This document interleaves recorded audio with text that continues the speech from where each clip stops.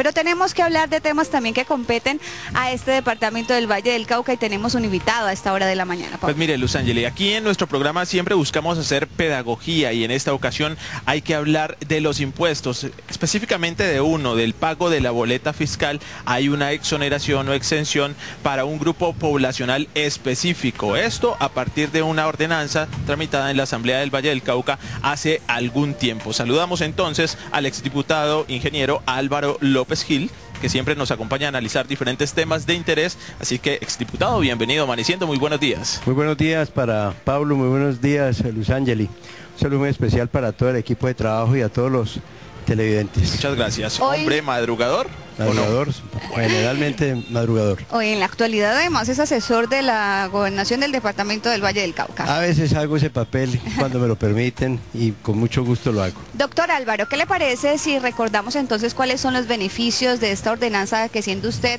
en ese tiempo diputado de la Asamblea, pues tuvo la oportunidad de darle trámite y de que hoy por hoy fuera una realidad? A ver, todo comienza porque tuve la fortuna de ser el gerente del Iscredial o del INURBE hace muchos años. Yo no sé si ustedes recuerdan esa época del Belisario señor, hace rato. Ah, bueno, pero entonces década de los 80. Eso ya, no. Entonces tiene esa parte, ¿no? No había nacido. Apenas nacía. Apenas nacía. Bueno, yo en esa parte estaba también joven y tuve esa fortuna de ser gerente del Iscredial en el norte del Valle. Hice muchos programas de vivienda con un grupo de trabajo muy querido y esa gente, pues, nos dimos cuenta que allí estas viviendas o estas soluciones de vivienda, pues la gente tenía un problema grandísimo para pagar lo que es el impuesto de registro o llamada boleta fiscal.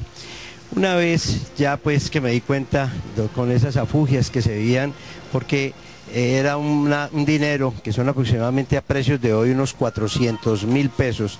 Entonces eso era una tragedia a veces para las mismas familias de estrato 1 y 2, cuyos ingresos familiares no eran mucho y eran para vivienda de 70 salarios, 70 salarios mínimos legales vigentes, que a precios de hoy son de unos 40 o 41 millones de pesos.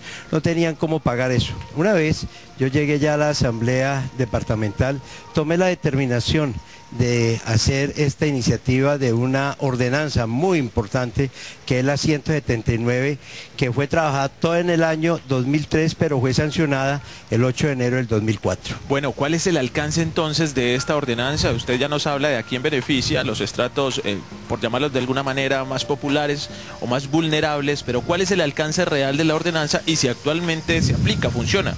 La ordenanza tiene un alcance extraordinario, funciona.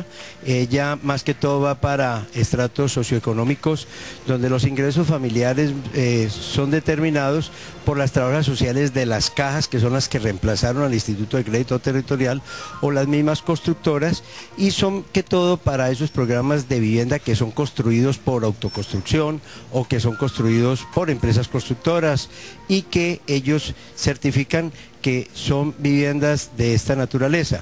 Estas viviendas o este impuesto predial va también para lo que son las mujeres cabeza de familia, pero esas personas deben llevar un certificado que van ante un notario y sacan un certificado de declaración extrajudicial, también con unos certificados de nacimiento de los niños, y con base en todos esos documentos, entonces la Gobernación del Valle da ese certificado y va también para personas que están pues en procesos de desplazamiento y para afros y para el grupo de los indígenas. Doctor Álvaro, ¿por qué le interesó realmente este tema? Si bien es cierto, usted siempre que ha estado en los cargos públicos, pues le importa mucho eso, lo que siempre hablamos de la inversión social, de estar atentos de esas personas que tienen bajos recursos, también viene por otras políticas, otras convicciones. ¿Realmente por qué se interesó usted en este tema? Esa política de vivienda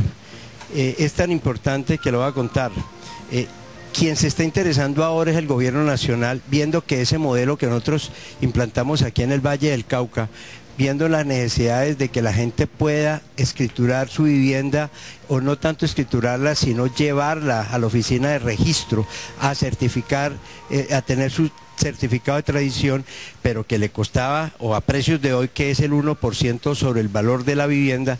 Hablemos de una vivienda de 40 millones, entonces son 400.000 pesos que una familia de estrato 1 con una composición familiar muy complicado poder pagar. Entonces ahí viene mi interés y por eso tengo la oportunidad de ser diputado de la Asamblea, lo llevo a la Asamblea, me tocó persuadir al gobernador de ese entonces, al secretario de Hacienda, porque eso es una plata que le deja ingresar al departamento. Claro. Eso a precios de hoy pueden llegar a ser de unos 3.000 a 4.000 millones de pesos, entonces eso tocaba el ingreso del departamento, pero le dábamos a lo que usted habló de una política, una parte de la política de vivienda, darle solución a esa vivienda, a esa familia, para que pueda tener pues escriturada su casa, registrada en la Oficina de Instrumentos Públicos, y que si puede salir a buscar un crédito hipotecario una vez tenga todos los documentos para ampliar más su vivienda, lo pudiera hacer. Pero profundicemos un poco más en detalles acerca de este impuesto. ¿La boleta fiscal es el mismo impuesto de registro? Es el llamado, en la ordenanza aparece que es el impuesto de registro.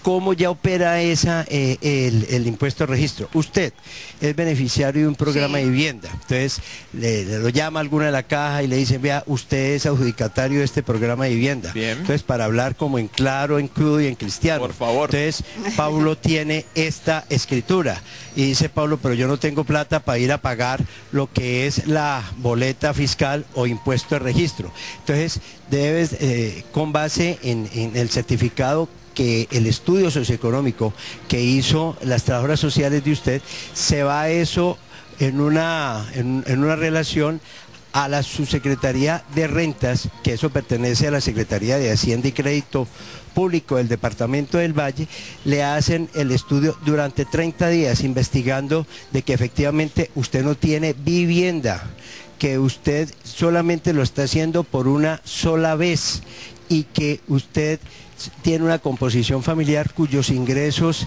de la vivienda o de la composición familiar no superan el salario y medio.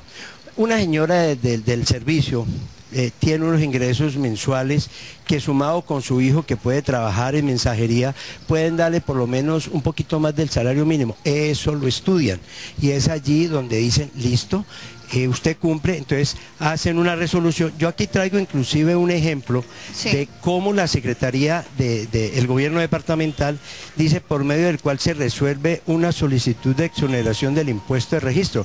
Y aquí aparecen todas las personas relacionadas que cumplen con todos los requisitos. Doctor Álvaro, finalmente, ¿qué deben hacer esas personas que de pronto no tienen conocimiento de esta exención? ¿A dónde se deben dirigir? Usted ha señalado que esto es de la Subsecretaría de Rentas, que hace parte de la Secretaría de Hacienda. Digamos que esta es la entidad que está encargada de que esto se cumpla. Mire, estos son los medios para uno poder informar a la gente. Seguramente vallecaucanos, y esto, yo sé que este canal a nosotros nos están viendo en diferentes departamentos, pero lamentablemente esta ordenanza la hicimos fue para los vallecaucanos, cuando estuvimos ahí en la Asamblea Departamental. Hay que promover muchísimo esto. Yo sé que las cajas, los constructores, la gente que hace vivienda de esta naturaleza se empapan de esto y se conocen. Un mejoramiento de vivienda puede entrar a jugar con eso mientras cumpla el requisito de que está en estrato 1 y muestre que tiene un estrato socioeconómico y unos ingresos inferiores a 1.5. La verdad es que ayer me lo decía una periodista que, hablándole yo de este tema, la gente conoce muy poco sobre esta ordenanza, que fue un tema que naturalmente lo hice porque cuando fui gerente de esa entidad de vivienda del orden nacional, pues fue muy bueno. Y estoy seguro, y aprovecho estos medios para que la gente que no ha podido escriturar vaya y reclame su boleta fiscal a la gobernación, demuestre los requisitos que ya les contamos y pase a la Oficina de Instrumentos Públicos a hacer su registro. Y es un derecho, definitivamente, así hay que asumirlo. Hoy en este segmento estuvimos hablando de la exoneración del pago de la boleta fiscal o del impuesto de registro para aquellos propietarios de viviendas de interés social con escasos recursos. Así que, ingeniero Álvaro López, como siempre, es un gusto que usted nos acompañe para contarnos esas buenas nuevas que muchas veces las y los televidentes no nos damos cuenta, y miren, nos estamos perdiendo de algunas garantías y beneficios en materia de vivienda de interés social. Muchas gracias. Muchas gracias, Pablo. Muchas gracias, Luis Ángel. Bueno, pues nosotros tenemos que decirles a ustedes muy atentos porque vamos a hacer una pausa comercial. Al regreso nos adentraremos en nuestro tema de fondo y hablaremos de la renovación carismática católica. Ustedes pueden opinar qué piensan sobre esto a través de nuestra cuenta en Twitter, @amaneciendotp. Pausa y volvemos.